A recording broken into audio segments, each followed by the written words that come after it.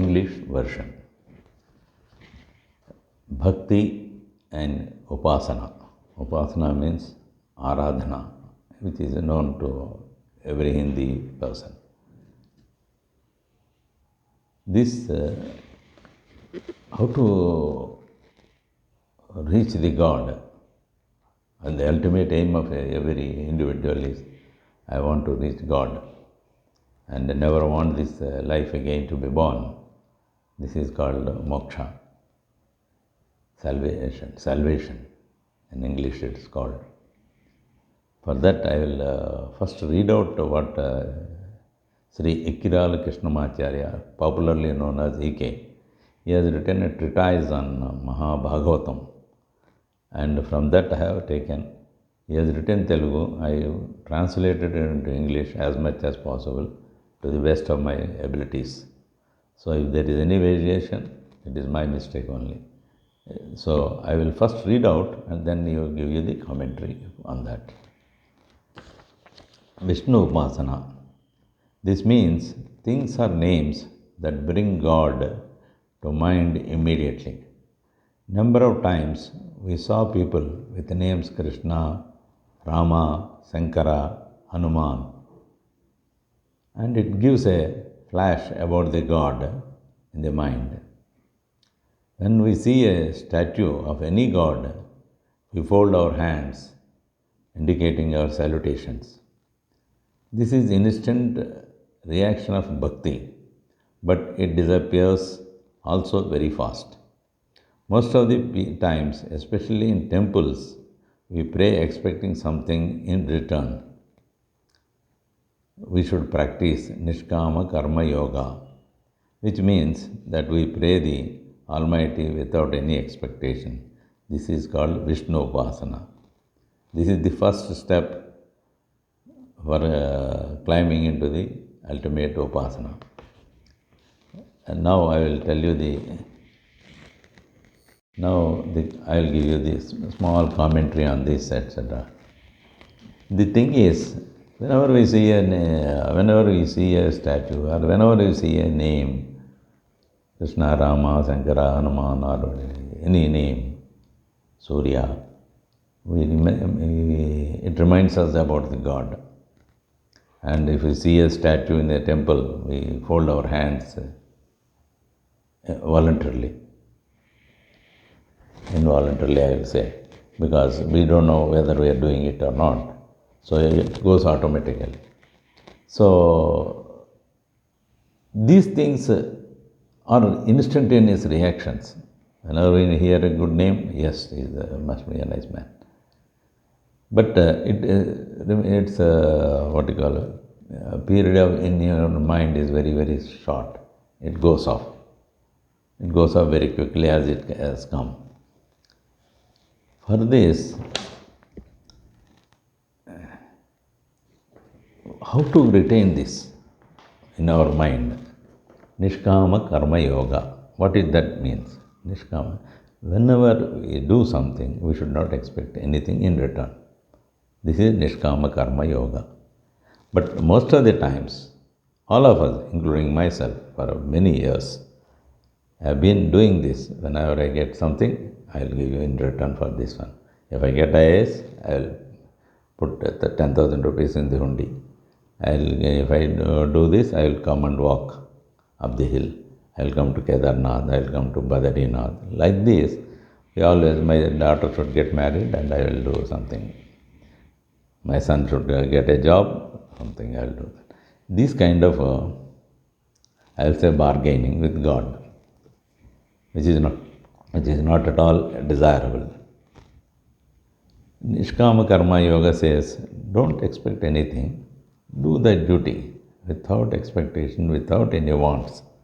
Then people may ask me, then how do I solve my problems? Yes, exactly, that's what.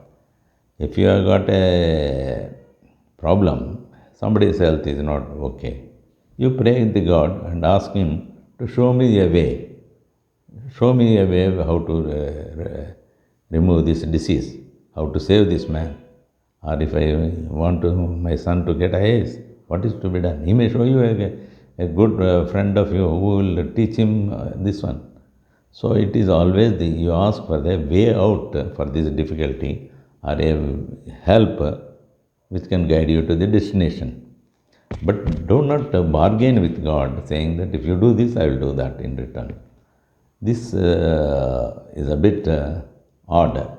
This doesn't come under Nishkama Karma Yoga. So one has to do that Nishkama Karma Yoga, then you will reach that Vishnu Upasana. Vishnu Upasana is the easiest one. If one practices, it is not a difficult one. Part 2. This is called Vasudeva Upasana. First I will read it. Vasudeva means is the one who lives in all human beings. Why human beings? In all beings. While the names etc. may remind the presence of Almighty, however, the presence of person in physical form, the thoughts change because Arishadvarga, in Hindi called Shadripu, and prevent us seeing the God in other person. Just to recap, what is the Arishadvarga? Kama, desire, Krodha, anger, Lobha, greed, Mada, arrogance, Moha, craving, Matsarya, jealousy. This is a difficult upasana to practice. By being continuously aware, one may overcome them, but not all the time. For the successful attainment of this upasana, one must be in the good company of great people who can help you to attain the bhakti, which can lead you to Vasudeva Upasana.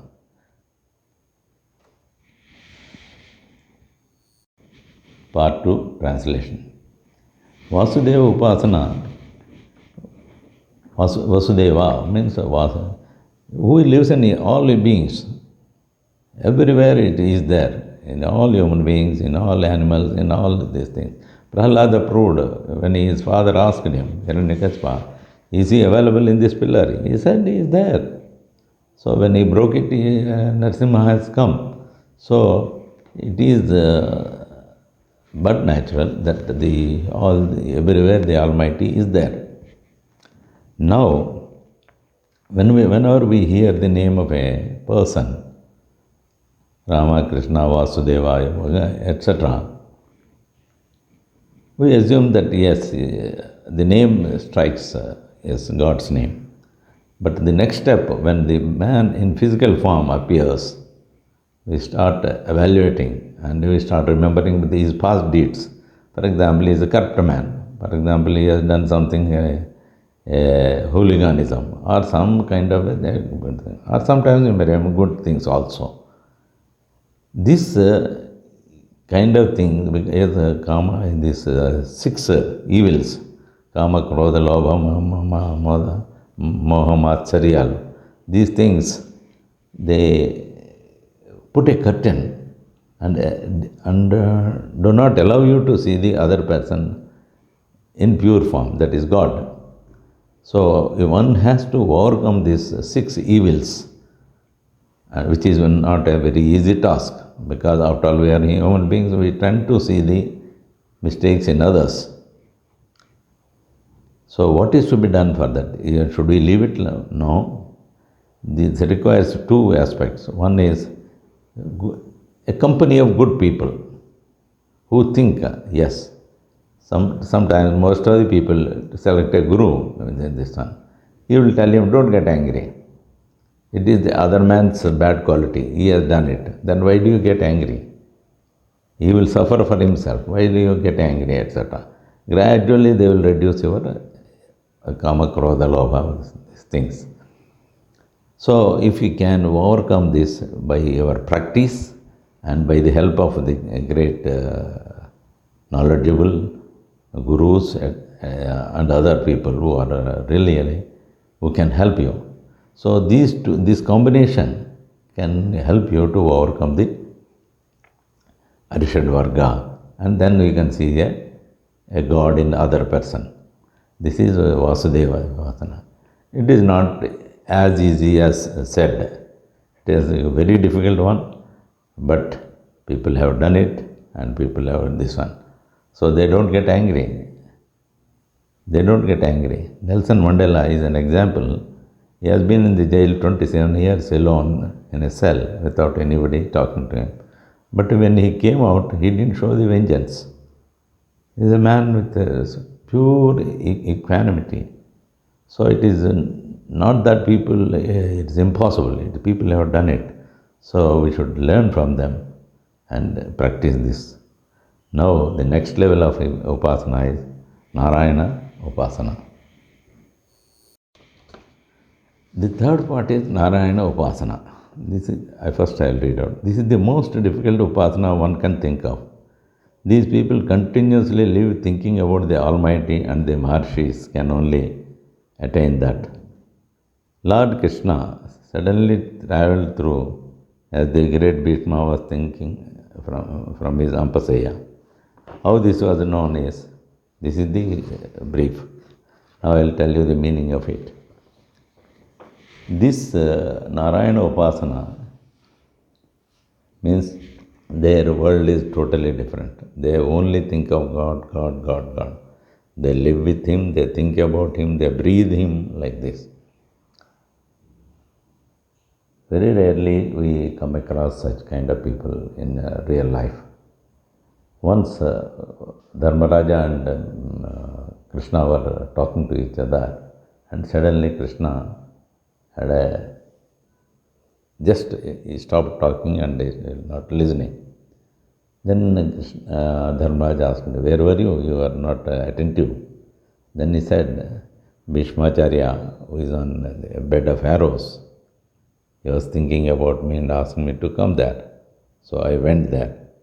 See, the physical form is there, but the man has travelled. These things can be done by the great people only. This is what has been written in the book. But after thinking something, I don't know, people have to judge. Sankaracharya, Adi Sankaracharya, was born in Kerala, Kaladi.